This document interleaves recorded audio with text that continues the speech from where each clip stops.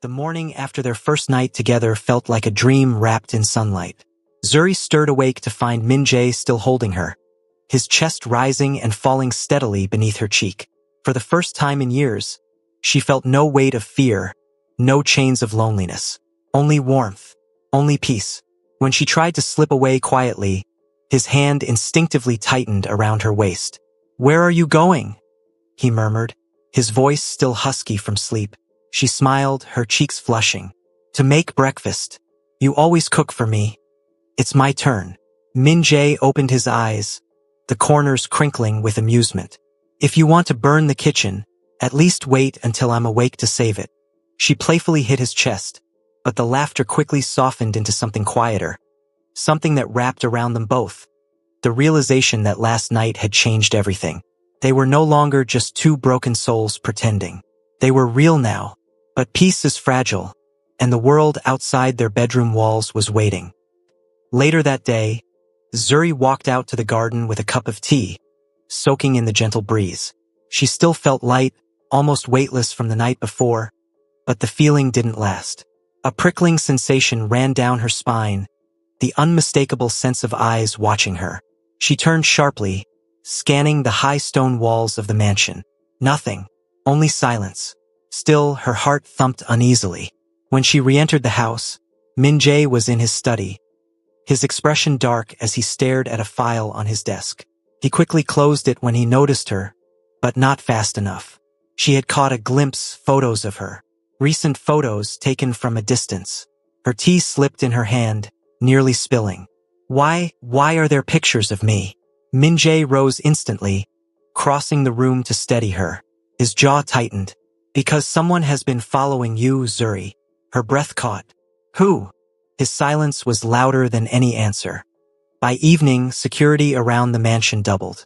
Guards patrolled the perimeter. Cameras blinked red at every corner. And Min-jae rarely left her side. Yet Zuri couldn't shake the chill crawling over her skin. It was as if shadows were creeping closer, waiting for the right moment. That night, during dinner, Min-jae's right-hand man, Dae-sun, entered with urgency. "Boss, we found this at the gate." He placed a small black box on the table. Min-jae's eyes narrowed as he opened it. Inside was a silver bracelet, one Zuri recognized instantly. It had been hers as a child in Africa, the only thing she had kept from her past before adoption. Her hands flew to her mouth. How did they get that? The message was clear. Whoever was watching her knew her history, knew her vulnerabilities. Min-jae's fist slammed onto the table, his composure cracking for a rare moment. "They're getting bold." His eyes burned with fury, but when he turned to her, his tone softened. "I promised you I'd protect you. They'll have to go through me first." Zuri swallowed hard, torn between fear and trust. For the first time, she saw how dangerous his world truly was, but also how fiercely he was willing to fight for her. Days blurred into a tense rhythm. Zuri barely left the mansion now, spending her time in the library or practicing online classes. But the sense of being watched never faded. Once, she thought she saw a shadow move outside her window. Another time, she found a single white rose on the garden bench, though none of the guards had seen who placed it there. Min-jae grew quieter, more restless. At night, when he thought she was asleep, she often heard him on the phone, his voice low and sharp. One evening, after such a call, he returned to their room looking exhausted. Zuri sat up, unable to hold back anymore. "Tell me the truth. What's happening?" He hesitated, then sat on the edge of the bed, his hand finding hers. His thumb rubbed circles into her palm, grounding them both. "The same enemies your parents once aligned with," he said slowly, his voice bitter at the word parents. "They're moving again. And this time, Zuri, their target isn't just me. It's you." Her heart skipped. "Me? Why? I'm nobody." His eyes flashed with intensity. "Don't ever say that. You are everything. And they know hurting you is the only way to break me." Silence hung heavy in the room, broken only by her shaky breath. The weight of his words sank deep. She was no longer just Zuri, the orphan girl. She was Min-jae's heart, and that made her a weapon in his enemy's hands. But instead of fear, a strange strength flickered inside her. She squeezed his hand back firmly, her voice trembling but determined. Then we fight together. They won't take me from you. For the first time that day, Min-jae's expression softened. He leaned in, pressing a kiss to her forehead. That's my Zuri, he whispered. Yet even as he held her, the shadows outside thickened, waiting for the perfect time to strike. The storm was coming. The soft golden light of dawn spilled into the wide bedroom, painting the white curtains in pale warmth. Zuri stirred, her cheek pressed against Min-jae's chest, his steady heartbeat like a lullaby she never wanted to end. She blinked slowly, remembering the night before. The trembling kiss, the tenderness of his hands, the way he had looked at her as though she was the only woman in the world. Her lips curved into a shy smile. She had thought she'd wake up embarrassed, but instead, she felt safe, loved, whole. Min-jae shifted slightly, his hand brushing over her arm, then resting firmly on her waist as though even in sleep, he was afraid to let go. When his eyes opened, warm and clear despite the early hour, he whispered, "Good morning, my love." Zuri flushed. She wasn't used to endearments like that. Not from her adoptive parents, not from anyone. "Good morning," she murmured, almost shyly, but her heart danced at his words. He studied her, a small smile tugging his lips. "You're glowing, Zuri." She rolled her eyes, playfully hitting his chest. "Stop teasing." "I'm not teasing." He tilted her chin gently so their eyes met. "You don't know how much it means to me to wake up and see you here." The sincerity in his voice left her speechless. She had spent years being unwanted, pushed aside, reminded she wasn't truly part of her adoptive family. Yet here was this man, a feared mafia boss in the eyes of others, speaking to her as though she was his whole world. Breakfast was light that morning. Pancakes, fruit, and coffee served in the sunlit dining room. For the first time, Zuri found herself laughing freely, telling Min-jae silly stories from her childhood in Africa, of chasing chickens barefoot and singing loudly at night just to hear the echo. He listened intently, eyes soft with adoration, occasionally reaching out to wipe syrup from the corner of her lips, his touch sending sparks through her. Later that day, Min-jae insisted she join him on a drive. They moved through Seoul in his sleek black car, his hand resting over hers on the console. People stared as they stepped out together near a cafe, the mafia boss and the mysterious black woman by his side. Zuri felt the weight of the stares, but Min-jae ignored them, walking proudly, his arm firm around her waist. At one point, a middle-aged man whispered loudly, "Why her? Out of all the women, he chose her." Zuri froze, her insecurities bubbling up, but Min-jae leaned close, lips brushing her ear. "Ignore them. Let them choke on their jealousy. You're mine, and I'm proud of it." Then, right there in the open, he kissed her forehead. The stares no longer mattered, but sweetness was not all that lingered in the air. As they left the cafe, Zuri noticed a black sedan parked across the street. At first, she thought nothing of it, until she realized it had been behind them during the drive earlier. She glanced back once, twice, but each time, the tinted windows revealed nothing. A strange unease crawled over her skin. Back at the mansion, she finally whispered, "Min-jae, I think someone was following us." He stilled, his eyes darkening, that softness replaced by the cold steel he wore in the outside world. "You saw the car too?" Zuri nodded. He took her hands, holding them firmly. "Listen to me, Zuri. If anyone ever approaches you, don't speak to them. Don't try to be brave. Call me no matter where I am. Promise me." She swallowed hard, nodding. "I promise." That night, while Zuri lay in bed pretending to sleep, Min-jae stood by the window, phone pressed to his ear. His voice was low, clipped, dangerous. "Find out who's been tailing us. I want names before the sun rises." The storm was coming. Zuri could feel it in her bones. But when Min-jae slipped back into bed and pulled her close, whispering soft words in her ear, she realized something else too. No matter what shadows lurked outside, she wasn't alone anymore. The next morning, Zuri awoke to the sound of rain pattering softly against the glass walls of the mansion. The world outside looked washed in silver mist, calm and peaceful. Yet inside her heart, the unease from yesterday still lingered. She remembered the black sedan, the way its presence clung to them like a shadow. She turned her head. Min-jae was already up, standing by the edge of the bed in a fitted black shirt, fastening the cufflinks on his sleeves. His face was set, sharp, his expression darker than usual. "You're leaving early?" she asked, her voice still groggy with sleep. He turned immediately, his expression softening when he looked at her. "I didn't mean to wake you, Zuri. Go back to sleep." But she sat up instead, wrapping the blanket around herself. "It's about the car, isn't it? The people who were following us." His silence confirmed it. He crossed the room, kneeling on one knee beside the bed. His hand cupped her cheek, thumb brushing lightly against her skin. "I don't ever want you to feel unsafe. That's why I need to deal with this quickly." Fear pricked at her chest, but she forced herself to smile faintly. "Just don't do anything reckless." His lips curved into the smallest smirk. "Reckless? Love, you married a mafia boss. Reckless is part of the job." He kissed her forehead before standing, his voice lowering to a promise. "Stay inside today. No walks outside the gates, no peeking through windows. Trust me with this." When he left, the mansion felt too quiet. Zuri wandered aimlessly, the click of her slippers echoing across the marble floors. She tried distracting herself with her online classes, reading chapters and taking notes, but her eyes kept drifting to the rain-streaked windows, expecting to see that same black sedan parked outside the gates. By late afternoon, her phone buzzed. It was Min-jae. "I'll be late," he said, his voice rougher than usual. "Don't wait up." Her heart skipped. "Are you okay?" A pause. Then, "I'm fine, but they're bolder than I thought." The line went dead before she could ask more.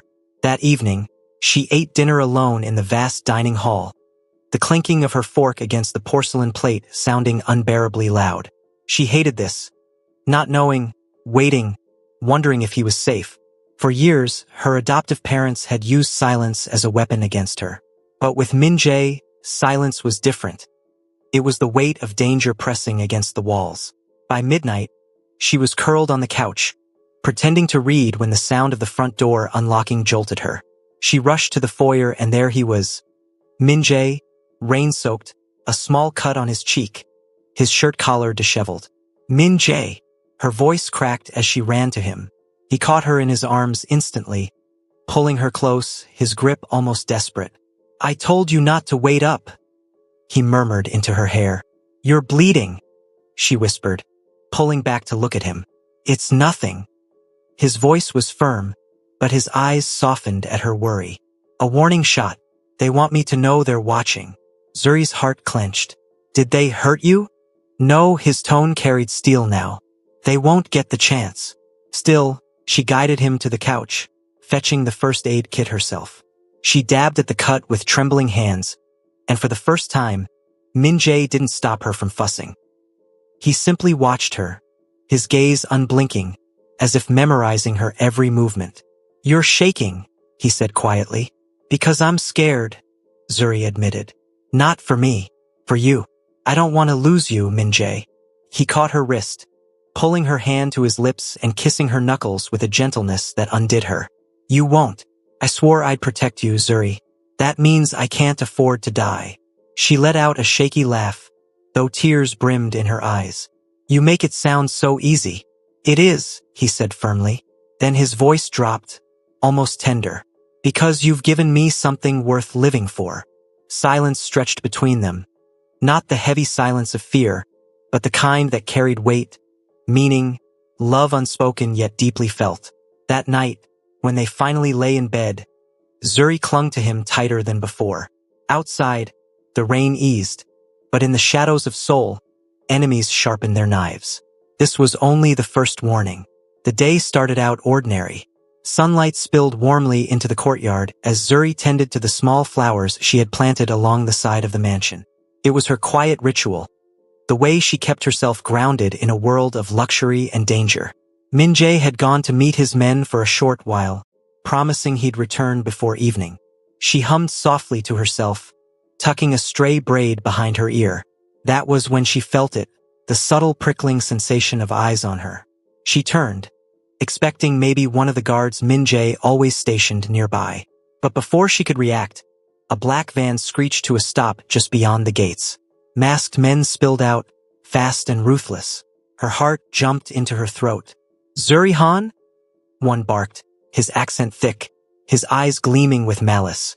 Before she could scream, a hand clamped over her mouth, lifting her off the ground as easily as if she weighed nothing. She kicked, twisted, scratched, but the men were too many. Her cries muffled into the palm pressed against her lips as the van door slammed shut. The last thing she saw before darkness swallowed her was the mansion gates shrinking in the distance, her heart hammering one name over and over. Min-jae, Min-jae. When she came to, the air smelled of oil and rust. The room was dim, a warehouse with broken windows and leaking pipes. Her wrists were bound to a chair, the ropes biting into her skin. Across from her, a man leaned casually against a pillar, his suit sharp, his smirk sharper. "So this is the woman who tamed the beast," he drawled. "The feared Min-jae, the ruthless Mafia boss. All because of a girl from Africa." Zuri's chest tightened. She refused to give him the satisfaction of fear. "If you think hurting me will break him, you don't know him at all." The man laughed low and cold. "Oh, I know him, and I know exactly what string to pull." He leaned closer, his breath chilling. "You!" Her heart raced, but she lifted her chin defiantly. "He'll come. He'll come for me." The man smirked wider. "That's exactly what I'm counting on." Meanwhile, Min-jae was already tearing Seoul apart. The moment he learned Zuri had been taken, something inside him snapped. His men had never seen him like this before. His face carved with fury, his voice like thunder. "Find her," he roared. "Every second wasted is blood spilled." Hours blurred into minutes until finally, one of his men rushed in, breathless. "Boss, we found her. Old dockside warehouse." Min-jae didn't wait for a plan. He didn't care about strategy. All he saw was Zuri's face in his mind, terrified and alone. He armed himself, slid into his car, and drove like a man possessed. The warehouse door exploded inward with the force of his boot. Gunshots erupted instantly, the sharp crack of bullets echoing through the hollow space. Min-jae moved like a shadow, his fury fueling him, each enemy falling swiftly under his hand. Zuri flinched at the chaos, her body trembling against the ropes. Then she saw him, Min-jae, storming through smoke and fire. His eyes locked on her, as if she was the only thing in the world. "Zuri!" His voice was raw, desperate. "Min-jae!" Tears filled her eyes, relief flooding her chest. The rival boss grabbed her, pressing a knife to her throat. One step closer and she dies. Time seemed to freeze. Min-jae's gun aimed steady, his jaw tight, his heart screaming inside him. "Let her go," he growled, his voice dripping with lethal promise. "She's not your bargaining chip. She's my life."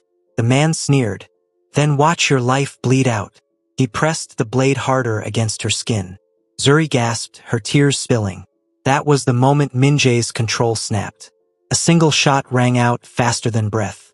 The rival boss staggered, dropping the knife, collapsing with shock etched on his face. Min-jae didn't wait for the body to fall. He was at Zuri's side in an instant, cutting through her ropes, pulling her trembling form into his arms. She sobbed against his chest, clutching him as if he might vanish. I thought I'd never see you again." His arms tightened around her, his lips pressing fiercely against her hair. "Never. Do you hear me, Zuri? No one takes you from me. Not while I breathe." Her tears soaked his shirt, but she managed a shaky laugh. "You came for me. I will always come for you," he whispered, his voice breaking for the first time. They left the warehouse together, her head against his chest, his arm wrapped protectively around her shoulders. The storm outside had broken into moonlight, silver beams illuminating their escape. And in that moment, Zuri knew, no matter how dangerous the world was, no matter how many shadows lurked, Min-jae's love was stronger. Stronger than fear, stronger than death, stronger than fate itself. The news broke like wildfire. Within weeks of Zuri's kidnapping and rescue, the Han's empire began to crumble. Their businesses that once seemed untouchable were seized in investigations.